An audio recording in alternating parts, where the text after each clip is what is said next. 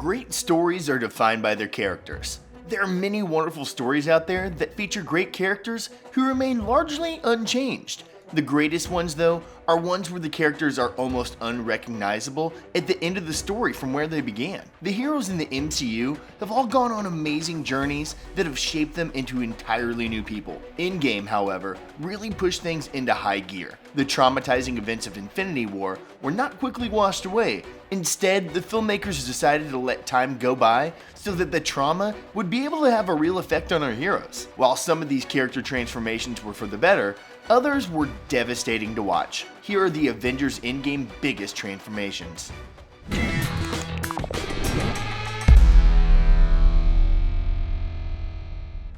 Thanos the Farmer. The first major transformation in the film happens within the first half hour. Infinity War gave us the long-awaited debut of the supervillain to end all supervillains. Thanos quickly showed that he was one of the most formidable movie villains of all time, so the hype was on when the Avengers raced off in the Benatar for a rematch. That rematch lasted less than 5 minutes. We see the Mad Titan tend to his garden before returning to his small shack. Evidently, using the gauntlet has severely weakened him. The gauntlet itself is even fused to his arm. He makes himself a really pathetic looking stoop right before the Avengers storm inside. They restrain him quickly as Thor cuts his hand off. Rocket flips it off and reveals that the stones are gone. Thanos destroyed them, predicting that someone would come for them to undo his work. What's really surprising about Thanos is how little fight he had in him during the scene. The physical pain from using the gauntlet certainly made him weak, but that wasn't all. Obviously, the pain from losing Gamora had left him psychologically scarred as well. He even wonders if he'd been too harsh on Nebula. We don't get to see much of Farmer Thanos before Thor swings his axe at the head this time, but still, it's nice to know that there's a sweeter side of the galaxy's worst warlord. Steve Rogers, the Counselor. After the Avengers failed to undo the snap, Marvel throws us a big twist, and we're reintroduced to the Avengers after they've moved on. The first one we see is none other than Captain America, and instead of saving the world, Steve appears to have settled for saving one person at a time. He leads a support group where he comforts the victims of Thanos. This seems a little out of left field for the character. Cap has always been a man of action. Rarely have we ever seen him slow down and help people with their psychological damage. In Captain America the Winter Soldier, Sam Wilson is shown leading a meeting for former veterans. Steve Rogers watches, but pointedly doesn't join in. Perhaps leading this kind of meeting in Endgame is his way of honoring Sam's memory. Black Widow, the Leader. Black Widow has always been the Avenger who got sidelined the most. That's why it was so refreshing to see her really step up after the 5-year skip. She took up the mantle of full-fledged leader of the Avengers. She not only planned out operations all across the globe, but ones in outer space as well. You gotta admit, that's pretty impressive. Her transformation was also likely to honor a fallen comrade. Nick Fury was more than just a boss to Natasha. In many ways, he seemed more like a father figure. It's easy to forget that he served as pretty much the first leader of the Avengers. He not only brought the team together, but called the shots through most of the first movie. It's too bad she wasn't around when he came back. It would have been a heartwarming scene to see Romanoff and Fury reunite after all those years apart. The New Avengers. Steve, Tony, and Thor may have taken a break from avenging, but the team didn't. Endgame introduced a new roster of Avengers that featured a few surprising additions. War Machine is probably the one who is least surprising. Rhodey has shown time and time again that he's a ride-or-die friend and superhero. There were others that were much more of a shock. Rocket and Nebula never seemed like team players in Guardians of the Galaxy, but evidently, both of them had a change of heart after losing their teammates. Rocket even reportedly sent regular emails to Black Widow after missions. Can you even imagine the Rocket from the first Guardians typing up a report to someone? Okoye was a big surprise. Her appearances in the films up to Endgame have mostly revolved around her protecting King T'Challa. After his apparent death, she seemed to have found a new calling. She still didn't seem happy taking orders from an American, but she was part of the team nonetheless. One wonders if she was sort of the interim Black Panther. Perhaps she was a part-time queen, part-time Avenger. The last addition to the team was none other than Captain Marvel. Carol didn't really seem too interested in earthly problems before Endgame. She was perfectly happy letting the Avengers deal with the issues like Loki and Ultron. Maybe the death of Fury hit her hard too. She still seemed to have her primary focus on the rest of the galaxy, but at least now she checked in every once in a while. She also seemed to have developed some sort of friendship with Rhodes. After their meeting, she singles him out and tells him good luck. This could be a slight hint to the two of them starting the relationship that they have in the comics. Tony Stark, family man. One of the biggest surprises in Endgame was the change in Tony Stark's life. Yes, Infinity War not only hinted at Tony's impending nuptials to Pepper, but also a potential baby named Morgan. Fans just didn't think any of that would happen until the end of Endgame. Most thought that the film would finish with Tony's wedding and perhaps an epilogue showcasing his happy ending. Turns out, Marvel skipped the wedding altogether. We find Tony living in a nice country home, kind of like Clint's in Age of Ultron.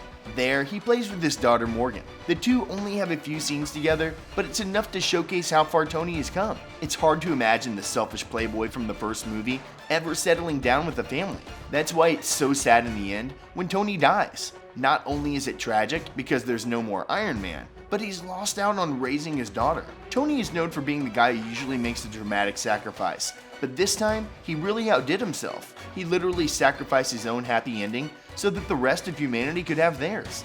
Professor Hulk.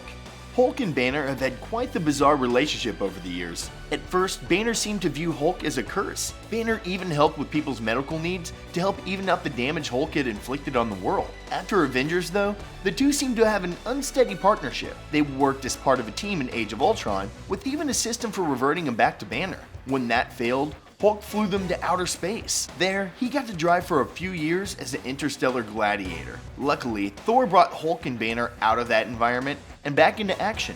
They joined Team Asgard and helped defeat Hela. Right after they escaped Asgard's destruction, Thanos beat Hulk so badly, he refused to come out again. So clearly, the two of them needed to work some things out. In the 5-year gap, Banner conducted a new gamma experiment. This time, he combined Hulk and Banner into one person. Professor Hulk had all the strength and confidence of Hulk in the brains of Banner. He was funny, brave, and brilliant. That's a big leap from his Hulk smash days. Thor the Broken. Thor has perhaps suffered more than any of the other Avengers. He managed to lose his hammer and his position in Asgard in the first movie. Then he watched his brother die on 3 separate occasions. He also saw both of his parents get killed. His sister took his eye and his favorite weapon away from him. It took destroying Asgard to stop her and save his people, though saving them turned out to be just temporary. Right after his kingdom was destroyed, Thanos took out half of his people and then half of them again after the snap. This was all after he'd personally failed to kill Thanos with the weapon he took the power of a star for. Endgame is when all the pain he'd been ignoring for years finally overcomes him. He starts the movie looking like he's Eminem about to drop a dope single. Then he finally makes good on his promise from Infinity War and brings Thanos to justice. Only that does little to actually save the universe. He goes on to establish the new Asgard settlement on Earth, but kind of bottoms out after that.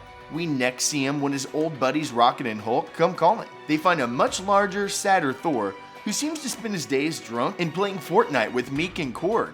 At first, this seems like an over-the-top joke. Then, Hulk mentions Thanos, and the movie goes dead quiet for about 15 to 20 seconds. Thor even has a straight-up Harry Potter Voldemort rule on saying Thanos' name out loud. The Titan who must not be named left scars on Thor deeper than any villain had before. It takes a visit to his mother to get the God of Thunder back in action. Last we saw of him, he was cruising the universe with the the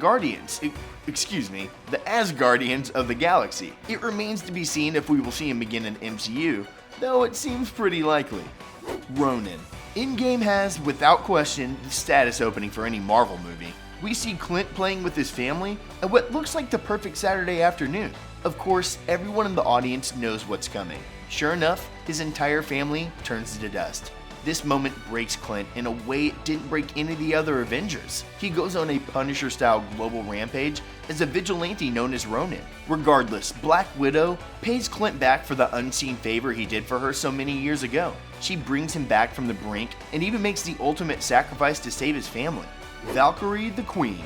There were a lot of questions left after the ending of Infinity War. We knew that half the universe was destroyed, but we didn't have a full count on which characters got dusted. Many were worried that we'd never know the fates of Ragnarok characters like Valkyrie, Meek, and Korg. Luckily, we got our answers in Endgame. The 3 were all shown alive and well in the new Asgard settlement. Valkyrie even ends up with a promotion at the end. Not only does she fight with the Avengers in the final battle, but Thor even makes her queen. Is this a prelude to Valkyrie taking over the Thor franchise? It's entirely possible. Kevin Feige has mentioned that he's considered a female Thor movie. First, we have a few questions. Does Valkyrie actually have a name? She goes by Scrapper 142 in Ragnarok, and she is a Valkyrie, but neither are her name. Also, where did she get that awesome Pegasus? The passing of the shield. It's fitting that the movie ends with a special focus on Captain America. The Russo brothers got their start working on the latter two films in his franchise. It seems appropriate that they would take Steve Rogers to the end of the line. We see Steve finally get that happy ending he'd been searching for since the first Captain America movie. He finally gets that dance with Peggy, and more than that, he gets to grow old with her. This was initially a very sad prospect. I mean, how do you have an MCU with no Captain America? Luckily, we don't have to find out. Steve's last act in the entire franchise was to hand over his iconic shield to Sam. While Steve's journey may be over, the journey of Captain America is just beginning. That being said, where did he get that shield exactly?